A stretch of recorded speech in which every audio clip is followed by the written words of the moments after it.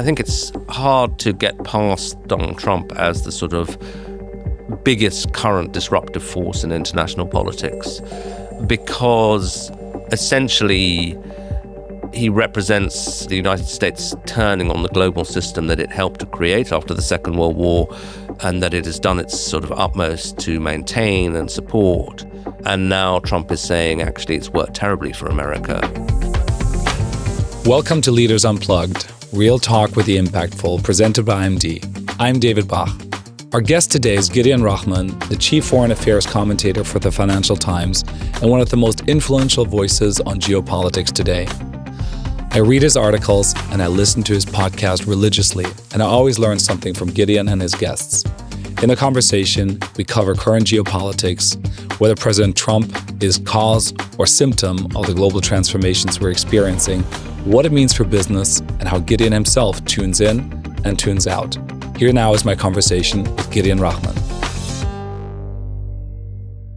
You started your journalistic career at the BBC almost 40 years ago. You've been a correspondent in Washington. You were with The Economist. You were based in Asia. You're based in Brussels. And, as chief foreign affairs commentator of the Financial Times, I think you're one of the best there is in explaining the big picture and helping people understand what's going on. So what is going on right now? Big picture. Well, there's a lot going on, but I think it's hard to get past Donald Trump as the sort of biggest current disruptive force in international politics, because essentially he represents the United States turning on the global system that it helped to create after the Second World War, and that it has done its sort of utmost to maintain and support. And now Trump is saying, actually, it's worked terribly for America. And that extends to trade policy, obviously, and the tariff wars, but also to a much more equivocal attitude to American alliances. Is it really in America's interest to underpin the security of Europe or Asia or the Middle East? And the interesting thing about that at the moment is it's not clear which side of the debate Trump has come down on. I mean, I know people who supported him, military veterans who are very disillusioned with America's wars, who supported him precisely because they thought he would get America free from its global alliance commitments. But it's not quite worked out that way. But at times it looks like he's going to go there. And so even on Russia, he veers towards Putin, and then suddenly he's saying, most recently, well, Ukraine can win all its territory back, and administration's talking about supplying Tomahawk missiles to the Ukraine. So there's that. And then there's obviously the whole question of America's domestic politics, and is it becoming a kind of more authoritarian country? Is there a threat to American democracy? And again, that has enormous international implications because, of course, the whole question of, America as exemplar of a particular way of doing things and of liberal democracy is thrown into question if he starts behaving more like other strongman leaders. When I speak with business leaders about this current moment and about President Trump, there's always a number of them who are saying, well, there's got to be a plan. He must be pursuing something quite strategically. Do you see sort of a grand strategy, a grand design that helps make sense of the president's moves and might give us a sense of what he might be doing next? No, I think that it's probably, certainly in my preferred area of foreign policy, it's probably a mistake to think that there is a grand strategy. I think there are some strong instincts that Trump has, which will keep coming back. They're never going to go away. One is he loves tariffs, and he's died in the war protectionist. The second is that he doesn't like alliances. He does like deals. And the third is, I think that he does genuinely believe himself to be a peacemaker. So those kinds of things come back. But then within that, he can veer all over the place, partly because he's driven by ego. So flattering him is very important, and antagonizing him can then send him off in a different direction. I think a good example of that was the souring in India-US relations, where it looks like Modi's refusal to nominate him for the Nobel Peace Prize was really quite important in leading him to a much more aggressive stance and tariffs towards India. I can't prove that, but that seems to be what people think. And that's an example of where Trump's mood, how you treat him, can really have quite profound consequences for American foreign policy. Now, they may just be sort of oscillations on a chart, and there is a sort of underlying signal, underneath all the noise. But I think he's quite instinctual. And I think the other thing is, because it's so personalized, you have a factions in there who are trying, much as the rest of the world is trying, to impose a kind of intellectual structure on what Trump is doing and say, okay, this is what it's all about, and then convince the president that this is what it's all about. But first of all, there are different factions with different views of what Trumpism should mean. I mean, you can see it in the kind of open warfare between Bannon and Musk, for example. I mean, Musk, I think, is still broadly part of the MAGA movement. They hate each other. They're openly at each other's throats. And for that open rift, there are also loads of rifts just beneath the surface. So people are taking Trump as a sort of given, and they're trying to say, okay, Mr. President, this is what you mean about making America great again. But nobody has any real control over it. So India is such a good example of this dynamic, right? Because if the principal issue of this moment of international affairs is the rivalry between the United States and China, then India is very much the big prize, right? Yeah, and sure. Arguably for decades, U.S. foreign policy has been trying to strengthen relations with India. You know, Trump and Modi seem to have a very good personal relationship during the first term. And suddenly, just at the moment when U.S. companies are de-risking from China and investing in India, he slaps these massive tariffs on India. Could it really be that this is all about the sort of feeling of side around the India-Pakistan conflict? Yeah, I think it could be largely driven by that. In fact, I think it is largely driven by that. The Pakistanis, in a way, got Trump much more easily than the Indians. That it is about flattery, it's about presentation, and it's also about offering business opportunities and saying, you know, I was just reading on the way here, the Pakistanis are now talking about America maybe helping building a big port in Pakistan, which incidentally would be a geopolitical prize because Pakistan has drifted very, very strongly towards China, so maybe they can pull them back a bit. But whereas I think, although Modi is quite authoritarian and does have, you know, considerable influence over the Indian media and all of that, he does have to worry about public opinion in a way that maybe a Pakistani leader doesn't. And he's presented himself as a sort of nationalist and so on. So he couldn't really kind of accept what the Indians would regard as the humiliation of America coming in and telling India to stop the war, particularly because Indian TV was saying, you know, we're about to inflict total defeat on Pakistan. It was a very difficult thing for him. So there was that. But I mean, you know, in the background, I think there are other factors. I think the Indian side underestimated the extent to which the backlash against immigration and American nationalism to some extent focused on Indians coming into California, the whole H-1B thing, you know. So Trump has suddenly put $100,000 on a single H-1B visa. And about 70% of them have gone to Indians. Exactly. So that suggests that, you know, certainly for, again, a Steve Bannon figure, the H-1B was a big target. You know, this was Indians taking American jobs. Now, of course, I think it's a silly way of thinking about it, and America's imported enormous talent from India, and you know the heads of Google and Microsoft, former Indians who've brought a lot to India, Citibank as well, I think. But that's the way it goes. You know, the last time I was in Delhi was now almost a year ago, just the month before the US presidential election. In retrospect, it was striking to me how much the Indian elite, if I can call, you know, the people I met that, misread what was happening in America. India had just signed a tech sharing agreement with the United States. And people told me, look, you know, you got to understand, you Brits think you have a special relationship with the United States, but actually the real special relationship is now India-US. This is the tech sharing, the kind of strategic relationship vis-a-vis China. And by the way, it's only going to get better when Trump comes in because as far as they felt, you know, the Biden team still had these kind of irritating from an Indian or Modi perspective reflexes on minority rights and et cetera, Trump wouldn't have any concerns about that. So things would only get better. And in fact, they didn't. They got worse. So you're saying the Indians misread Trump. Of course, this is a big challenge for business leaders, right? Sure. Again, a year ago, if you had looked at this, you would have said, as a Western business leader, de-risking from China is something that the U.S. wanted. Obviously, and that would clearly be bipartisan. And yeah. Absolutely. And India was a perfectly positioned place. It's embarking on this manufacturing offensive. When you talk to business leaders, what's your advice for them on how to manage this volatility? I mean, you're incredibly well-versed in foreign policy and international affairs. You know, most CEOs are not. How can they make sense of this turbulence? It's very difficult because, I mean, it depends. I mean, I think in a way it's best to be in an industry that doesn't have to make big long-term commitments. It's a relatively easy for a services industry to adjust, although, opening and closing offices is not cheap. But if you're being asked to make a long-term commitment, like building a plant to manufacture pharmaceuticals or computer chips, Trump can change his mind 3 times in 6 months. And that's, it's not helpful to America's strategy of trying to persuade people to come in.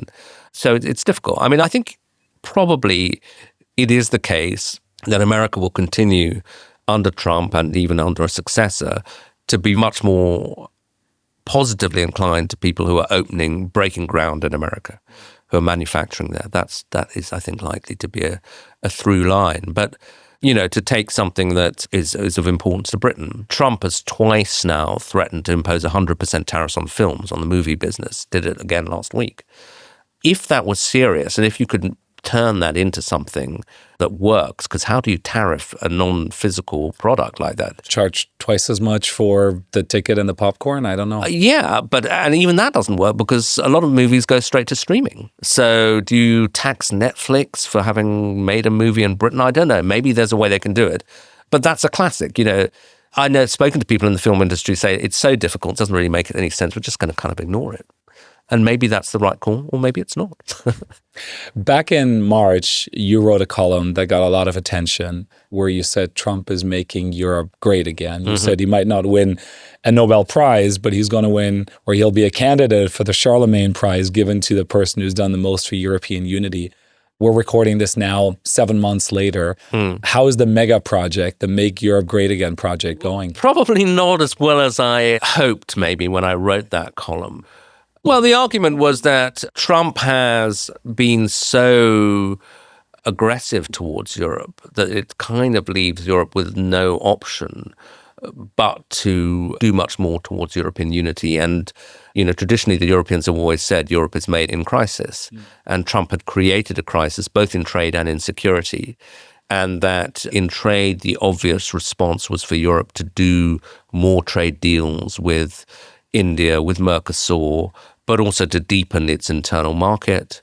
That Trump, by raising questions over the dollar, had also created an opportunity for Europe to promote the euro as an alternative reserve currency, and that this would be, a big opportunity that they could and should take.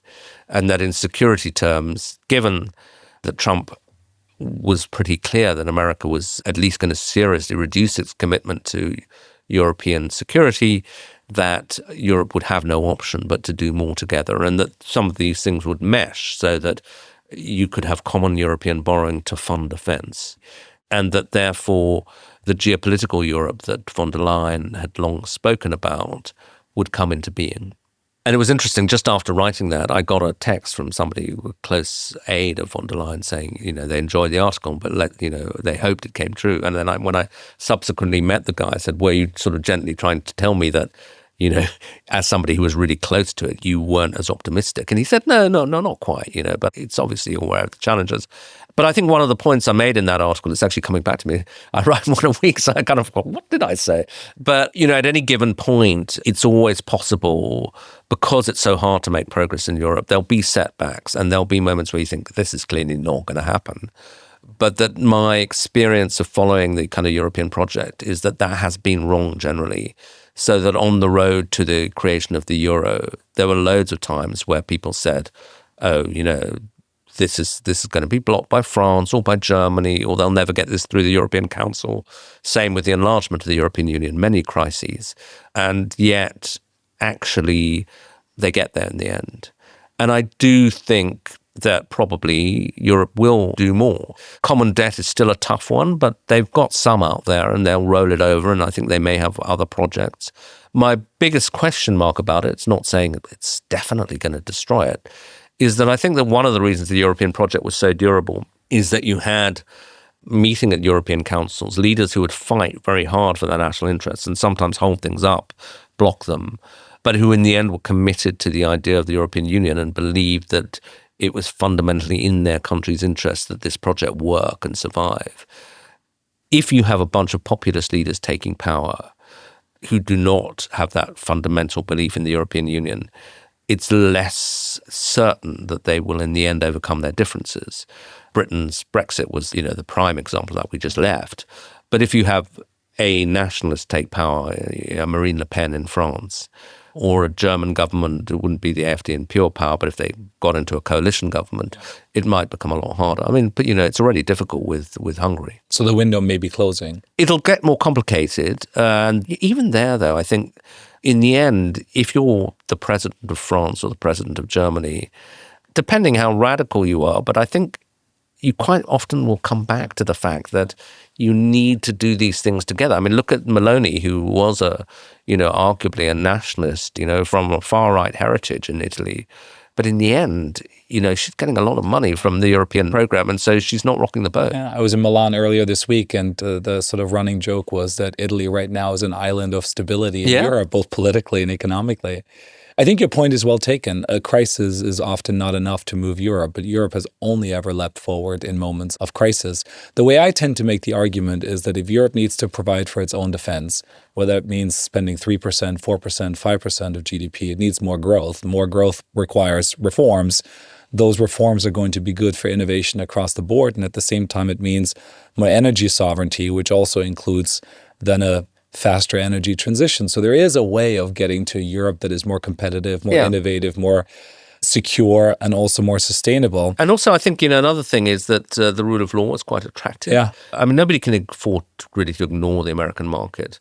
But to the extent where there are decisions to be made, if Trump's cutbacks in scientific spending and arbitrary decisions could persist, a lot of people are going to be saying, well, is there another environment where I can get more legal certainty and where more certainty about research and development? Well, you probably won't surprise you. We're attracting faculty from the US here to Lausanne, to our business school, who probably a couple of years ago wouldn't have looked at Switzerland or at Europe. And I know from speaking to academic leaders across the continent, particularly in the sciences, folks are looking for a new place to do their work. No, there's a great irony that modern American science was turbocharged by the exodus from Germany. Yes. And now, Europe has reason to hope that maybe they can attract a lot of the talent that was in America. Certainly I know in Britain, we feel it's guaranteed we'll be able to take advantage of it, but there's a historic opportunity. There are problems with, salaries are still much lower. Housing is expensive. Our visa regime is annoying because they'll give a visa to the scientist, but not to his family. And that's ridiculous. But I think that if a government can't solve that, they're really not very good. So that's a good segue, because when I talk to leaders about the opportunity for Europe, they always bring it back to leadership and a lack of political leadership. You talk to a lot of European leaders. Who inspires you? Do they get it? Can they not get it done even though they understand what needs to happen? Well, that's always been there's the overused Jean-Claude Juncker quote about we all understand what needs to be done. We just don't know how to be re-elected after doing it. And I think that remains true, particularly on questions like structural reform. Again, if you look at Britain, the government can see the welfare budget's out of control. They have this huge majority, so they should be in great shape. But they were unable to get welfare cuts through because their own party rebelled. France, the same. I think Macron looked quite inspiring initially, but obviously he's in deep trouble now. I think Meloni is, I don't know her well. I've never met her, in fact. But she's an interesting example because she's somebody who came out of that populist tradition but has governed relatively rationally. And as you say, this joke about Italy being an island of stability. Now, some of my Italian liberal friends will say, beware, she still has authoritarian instincts. Don't give her the time of day. Terrible things happening to the media, universities. I don't, frankly, know enough about it to make that judgment. I will say that, when I wrote this book on Age of the Strongman, it is the case that often these strongman leaders, actually all the ones I wrote about were men, start quite slowly, and the longer they're in power, they can become more authoritarian. Erdogan would be a good example of that. But yeah, for now, she seems to be somebody who, inherits a historically difficult political and economic situation, unstable politics, and not doing too badly. Take the argument from your best-selling book, The Age of the Strongman. The political scientists I speak with who study competitive authoritarianism view the United States under Trump not just moving in that direction, but moving perhaps even faster than some of the other countries that they have studied, like a Hungary or a Turkey. What's your assessment? Yeah, I think so. I mean, one doesn't know where we'll end up and or whether, the whole question of checks and balances, it's all being played out in real time. So we don't quite know, what happens if, for example, on November the 5th, when the Supreme Court hears the tariffs case, if they overturn the tariffs. What really know how the midterm elections will play out, both in terms of organization, as in will they happen? I think they'll happen probably, although I've heard some people say they might be cancelled.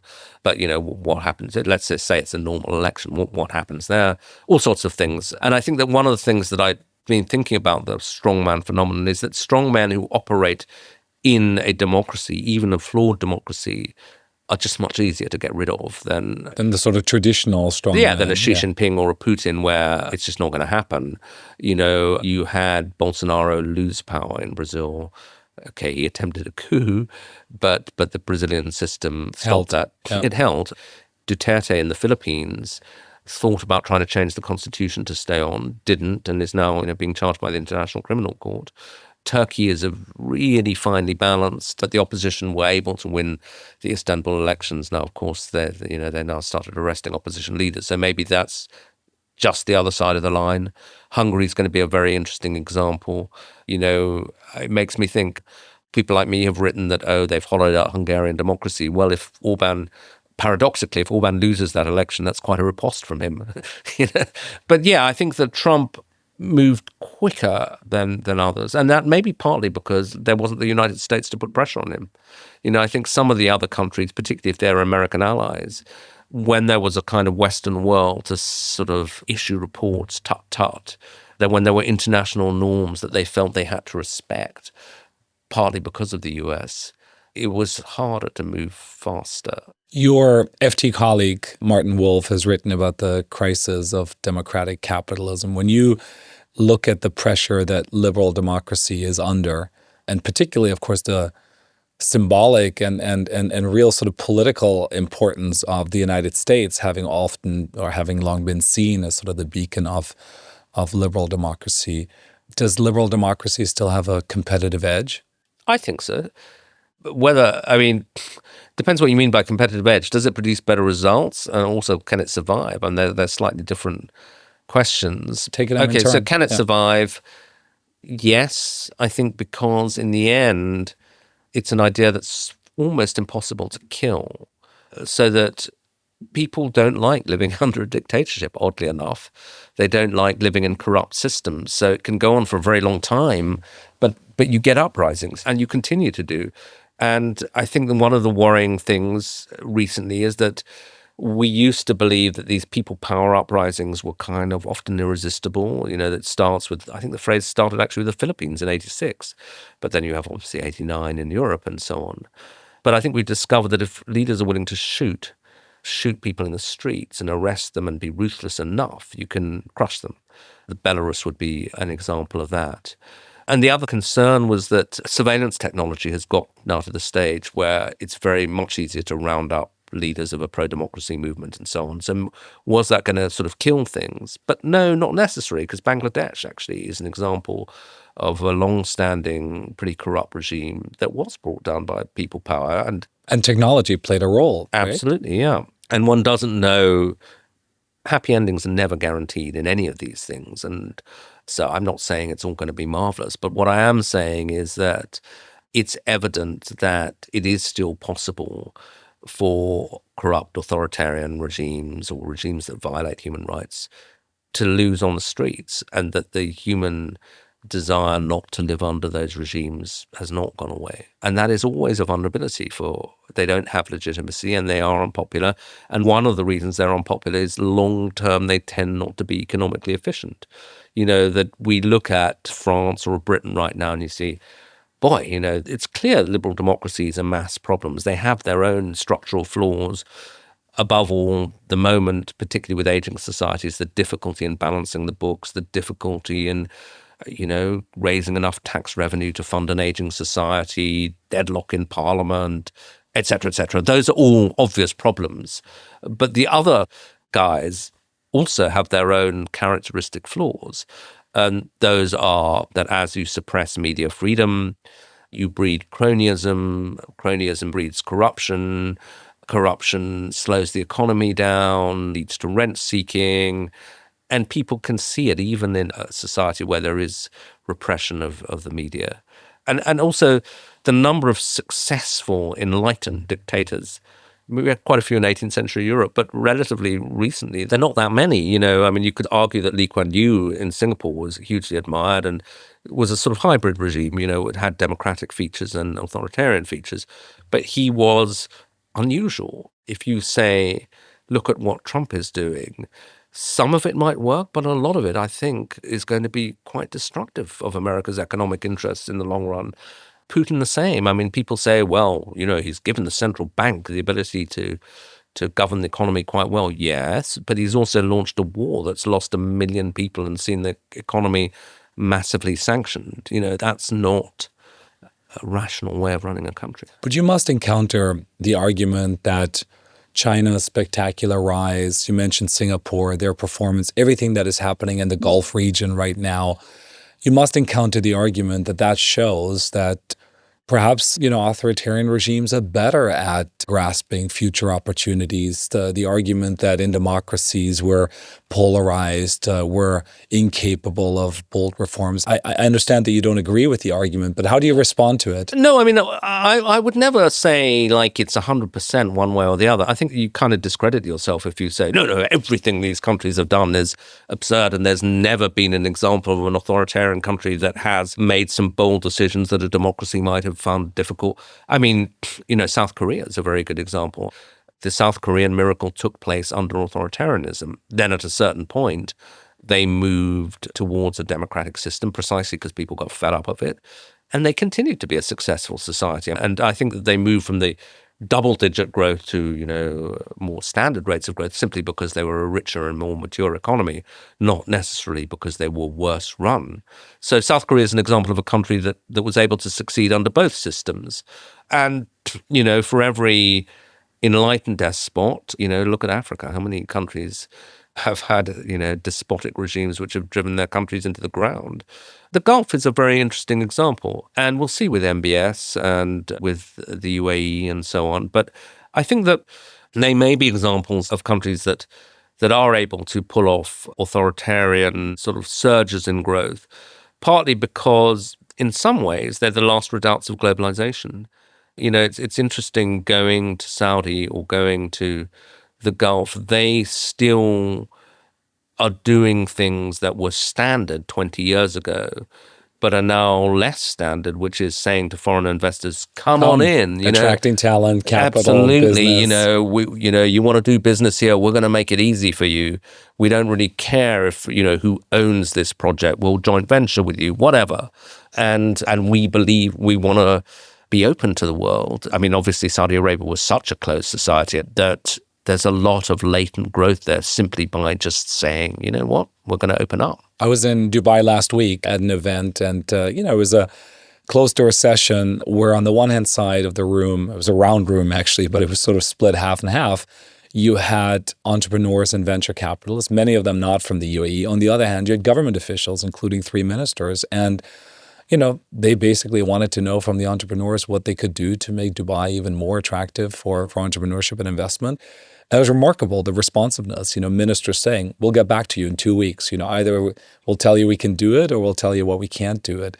So there is something about the responsiveness there. And then, I was thinking, I'm actually going to China next week, but the shift there is quite striking because that used to be China, and now actually they're saying, you know what, maybe we don't want all these foreigners in because we can do it ourselves. Yes. So they've shifted, and that's obviously the way America is shifting to some extent on certain key industries. So you have the two biggest economies in the world both saying, we want it made in China, we want it made in America, we don't want to be dependent on others for critical technologies.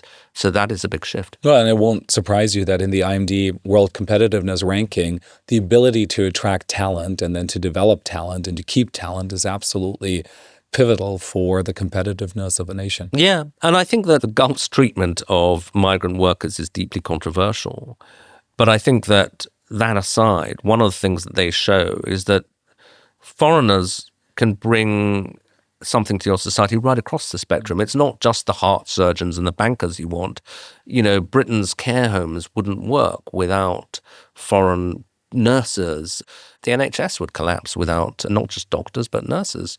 So, yeah, it has social impacts which need consent, and that is tricky. But I think it's something the United States is going to struggle with. When I was in Mexico recently, one of their economists said, look, we send 40% of America's fruit and vegetables from Mexico, and the other 40% is picked by Mexicans in the US. So if they're not going to take our fruit and vegetable imports, and they're not going to let Mexicans, pick the fruit, what are they going to eat? Is Brexit, in hindsight, a cautionary tale about attempts to disengage from sort of broader political and economic systems? Yeah, I think so. Britain's still going, but I think that it seems to me that it's probably lowered our growth rate, potential growth rate fairly significantly. And over time, that mounts up. Of course, Britain was unfortunate because it was hit not just by Brexit. We had the financial crisis, then we had Brexit, then we had the pandemic. And so in 2008, I think Britain's debt to GDP ratio was very, very manageable. But you have these three shocks and we're up to 100%. And then that has a massive constraining effect because, we spend twice as much on servicing the debt as on defense. You've written 3 best-selling books. That's very kind of you. I'm not sure they were best-selling, but I'll take it. All books are best-selling. I love them all. And all journalists are award-winning. There you go. But, in Zero-Sum World, you were foreshadowing, if not the decline of globalization, then at least the crisis of globalization. Yeah, to be honest, I feel with that one, I should have been bolder with the thesis because I was right, but I didn't quite push it hard enough. I was too tentative, but anyway. Easternization is about the Asian century. That seems to be developing. And of course, the age of the strongmen. Most recently, you chronicled the rise of strongmen. Which prediction are you proudest of, and what did you get wrong? So I guess the first one, because it was quite quick. Saying it's going to be an Asian century was not revolutionary insight, to be honest. Yes. But it was interesting trying to sort of chronicle what that actually meant and for a Western audience. The first one, because it was written just after the financial crisis, and I was trying to sort of say, so what will this do to geopolitics? And I said almost too tentatively, said, look, I think it's going to cause a backlash against globalization and against the elites that have run globalization, and you're going to get a wave of protectionism and nationalism. And that was bang on. Spot on, yeah. But as I said, I was sort of a bit tentative about it. I think the age of the strongman, was again pretty accurate. Or, by the time I wrote it, it was already well underway. But making the point that this is a global phenomenon. Yes. And that it's a phenomenon that incorporates both countries that are already thought of as authoritarian and some democracies that are turning to this kind of strongman leadership was worth doing and trying to find the commonalities. Like all of these things, you think a couple of years later, oh, I missed that and I could have put that better and so on. But with that book, I was fortunate. The world was unfortunate that it came out like a month after Putin's invasion, full-scale invasion of Ukraine, which kind of made the point. Although also made me think that when I wrote the book, I'd really majored on strongman threat to democracy, and I'd probably, in retrospect, underplayed strongman's threat to global peace, because I think violence and war are part of it. If you take the strongman argument and you describe it as a global phenomenon, does that mean Trump is more symptom than cause? Yeah. I mean, I think it's always a complicated relationship. I think that, sure, he doesn't emerge from a void. And in a way, he is a sort of political genius in that he identified themes and ideas that the political kind of class thought were losers and he showed were winners. I mean, I remember, in fact, when I wrote the first book and said there's going to be a wave of protectionism, having a conversation with a good friend, a woman called Ellen Frost, who's a well-known trade economist. And she said, oh, Gideon, people are always predicting a wave of protectionism. It'll never happen. And she made the point that there had been protectionist candidates in the US who'd lost, always lost. Tom Harkin from the Democrats, that kind of thing. But Trump somehow made it work. And I think the other thing is that Trump, because he tended to kind of talk off the cuff at his rallies, he responded to the lines that got the biggest roars, he would notice, oh, they like that. I'll say a bit more of that. Yeah, every rally is a focus group. Yeah, absolutely. So, yeah, I mean, I think that he was both a symptom of stuff that was going on, but then, of course, when he wins, he then accelerates it.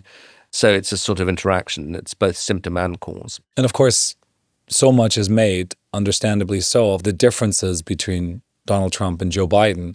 But there are also some really interesting commonalities, right? Joe Biden was not a free trader. No, but Joe Biden was not a free trader partly because he'd seen the success of Trump.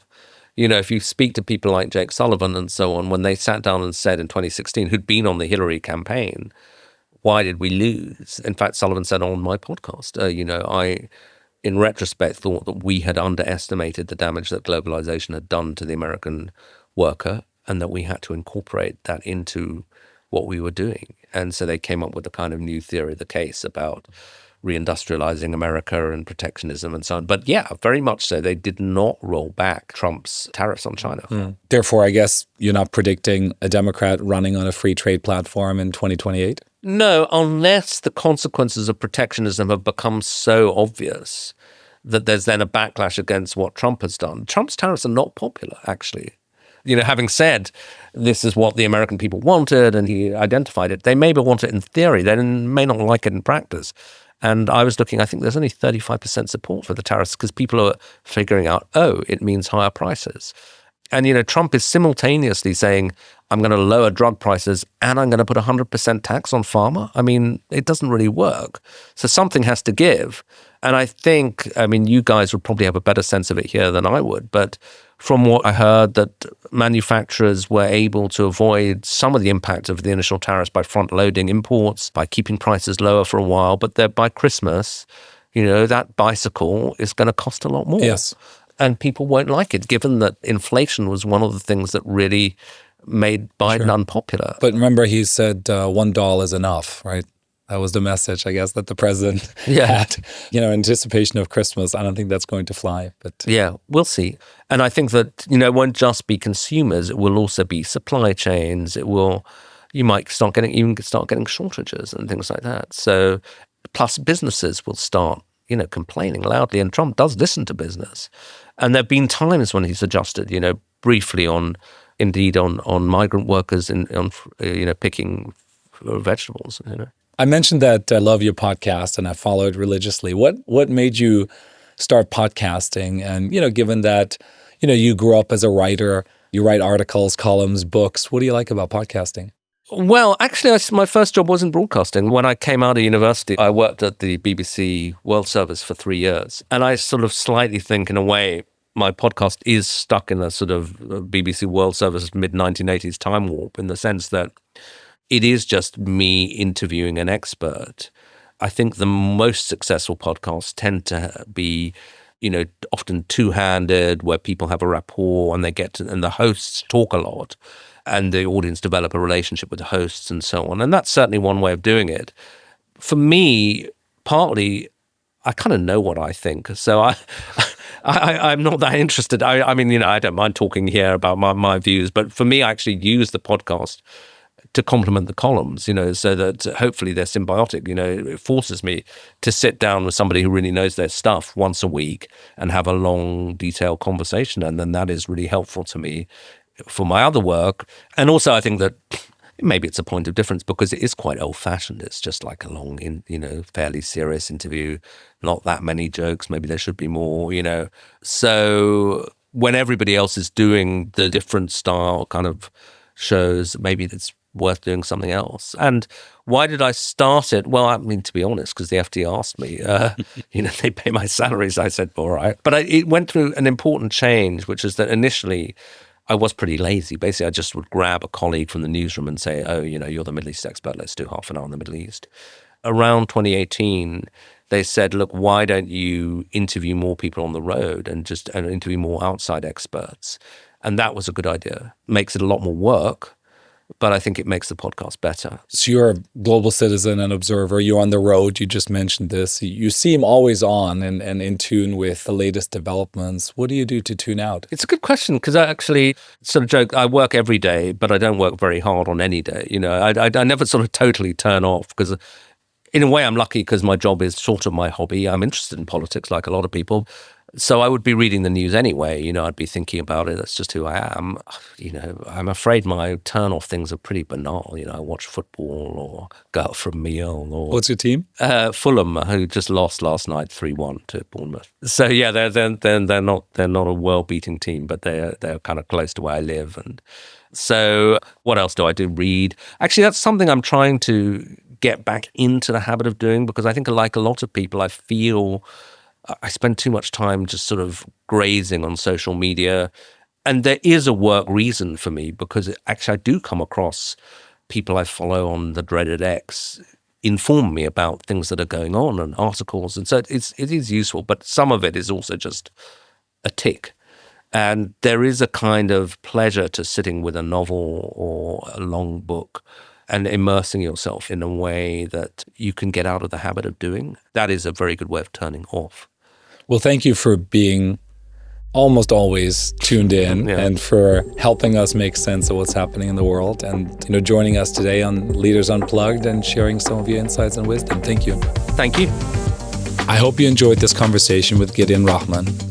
If you like Leaders Unplugged, please subscribe on your favorite podcast platform and tune in again for our next episode. Leaders Unplugged is a co-production of IMD and Remote Daily. This episode was produced by Delia Fisher, Caroline Copley, Frank Taboring, Felix Seltner, and Stefan Gill.